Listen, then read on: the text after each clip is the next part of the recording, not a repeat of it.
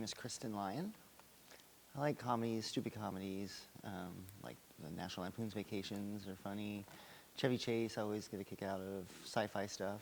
I don't know, all kinds of stuff. I did when I was a kid. Now it's, on a Tuesday afternoon, perfect. Saturday night, I don't think so. When I was 18 years old, on April 21st, 1993, my dad went to visit my mom after a divorce, and they got in an altercation. She stabbed him 17 times, and he stabbed her once, and she passed away. And he's been in jail for 22 years now.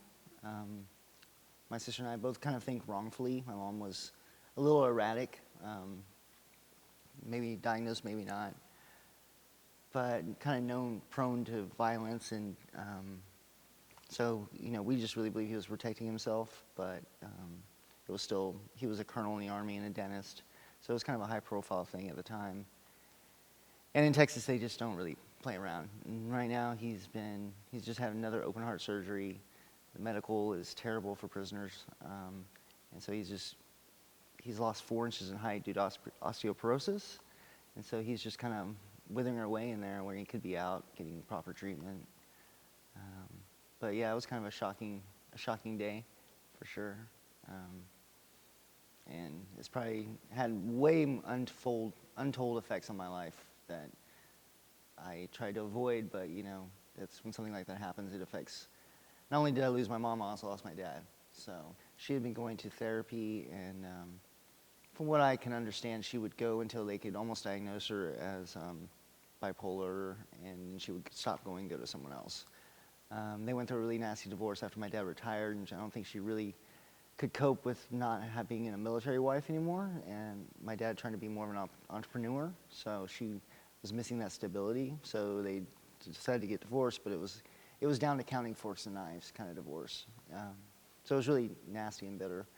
And my dad would carry a stun gun on him because she would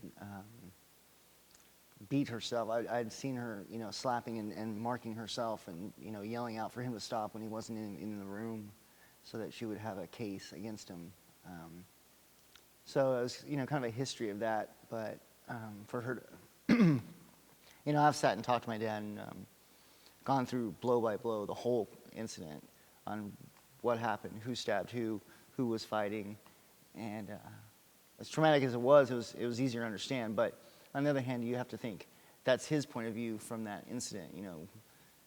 You tell a lie enough times, it becomes truth. So there's no one can tell what really happened in that room.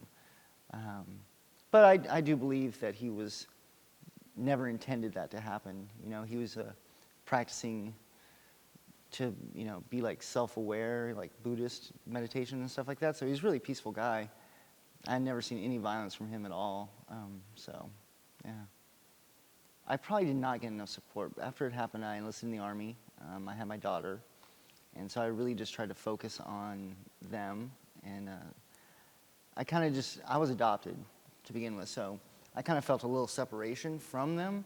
But it kind of just drove a wedge where I just didn't want to, I love my dad, but I didn't want it to affect my life or my daughter's life. And so in one way, I guess it was kind of a way to repress it, like just not deal with it, like after the trial and after he went to jail.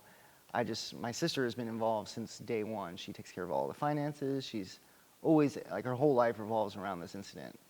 Whereas I kind of went, you know what, that's not going to be me. I didn't choose to be in this family, but I'm here, so now that I'm a grown-up, let's, things happen in life, but we have to move on.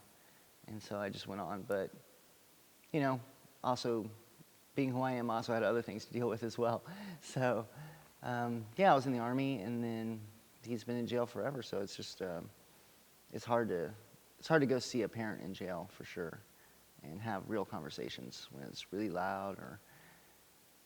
And at some point, I realized recently that he has been in jail longer than I knew him out of jail. So who is this person to me now? Is it just someone I talk to and get cards from? The memories of my childhood, or they strong enough to not have a bond for the rest, like I don't have a relationship like most people do with their parents. So it's hard to relate what it would be like if he wasn't in, you know what I mean? So those are the kinds of things I think I'm more dealing with now is, yes, he's my father, but, who is he to me now? Stuff like that. Not that I could tell. like I said, he was a dentist in the Army. We grew up in Panama, in Alabama. He was a scuba diving instructor. We were always on the beach, always having fun. Anything like that, I think, would have been shielded from me, you know? Turns out he was having an affair with our housemaid in Panama. So there's things that I definitely were not aware of as a child. Now, I don't know if there was or was not. I didn't see anything until my teens. Yeah. Do I feel a sense of betrayal from my parents? I don't think intentionally. I think irresponsible would be a better word for it. The decisions made that night affected, my life, his life, her life, my mom's life that ended that night. So yeah, I mean, they betrayed me by, losing my trust and their sense of making good decisions. So yeah, I don't feel a grudge about it, but at least in that sense. Well, I think she came from a different, Southern Texas Baptist. It wasn't really accepted to talk about these things. You just played the wife, I think. But I think now, yeah, she certainly could have gotten more help, and certainly would have been able to. It would have been okay for her to have problems. It would have been okay for her to feel these way and not act out in the way she thought she had to.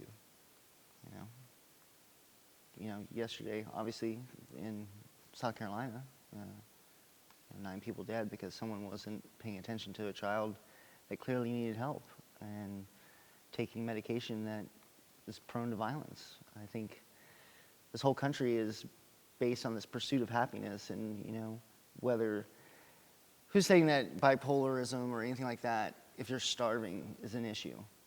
If you're living off of cave water, is that really an issue? So are these issues that we create ourselves, or is there a pattern of what we expect our lives to be? And if it's not, then we have to diagnose ourselves with something. How as a society can we begin to heal and change? I think it definitely is going to involve more awareness of actual issues. Like, everyone's got a problem, but is it a problem for everybody? Well, once it becomes a problem for everybody, everybody's aware, but we all have to be more compassionate to each other and take other people's feelings, and not, anybody who's feeling lonely or this because someone else wasn't paying attention. So after my mom passed away, I was in the military, and then my wife took my daughter, went back home to Texas, and left me in the Army, which was really awesome of her to do. And then I think I just kind of spiraled into trying to hide. I became a tattoo artist. I drank a lot. I played in rock and roll bands, toured the country. I just tried to live my life as free as possible and not let that event dictate what I was going to do. And so now that I had no direction and no parents and no one to tell me no, well, yeah, I'm going to go play drums in a rock and roll band and get tattoos. And then that kind of, that's how I came to Washington, was a tattoo artist. And then as becoming, starting to realize myself being transgender and how that was going to affect my life, and really letting go of the past and going, okay, this is who I am, this is who I've always been, and trying to move in that direction was really, I think, a point where I'd reached a point where I had to do stuff for me. I was done hiding behind tattoos, behind music, behind being cool. I just had to be who I was. And so I think everybody's life events will determine who they are, but I think it's how we react to them, And I think since day one, where I said I wasn't going to let it control my life, is where I've taken from it. And I probably wouldn't be the person I am today if it hadn't happened that way. So is that good or bad? I don't know, but I'm here, and I'm smiling, so that's good. Yeah. Get your stuff and leave. You can leave. There's no reason to ever put yourself in a situation like that. It's funny when you see the mountain, you can't see the other side, but all you have to do is start walking. And if you're trapped in a relationship or any bad situation, anything's going to be better, right? So why would you stay? Just go. Someone's always going to be there for you. If not, someone will. Yeah, don't worry about what other people think. Just do what you have to do for yourself. I have my sister. And we didn't get along for a while, but we're really close now. And pretty much that's all I have, yeah. My mom's side of the family pretty much disowned me and my sister. My dad's side of the family just didn't want to deal with it, so we were kind of left in the middle. And so we have each other, and yeah. I try to help her as much as possible, but she was my mom's biological child, and so she was definitely affected more. Whereas I said, you know what, I'm out. You ever seen that show where they take the CEO and they disguise him in another company? Like, and those stories, I don't know why, I always cry at the end of it, because their wall has been broken. You know, they're used to running this company, and they don't know the thousands of people that work for them, and they go and they get to know that person that, you know, has 3 kids and no car. And when that wall shatters for them, then they realize they do need to help, and they can relate. Those are heroes to me. Those, you know, people that have broken through the other side and can see how and what they do affect everyone else around them. I don't know, I cry every time. So I think those people inspire me. Is anybody who can see and is able to change their lives or other people's for the better. Yeah. You know, there's so many heroes right now that you don't have to be a soldier in Afghanistan to be a hero. You just have to stop one kid from committing suicide, you know? That's a hero. So, yeah.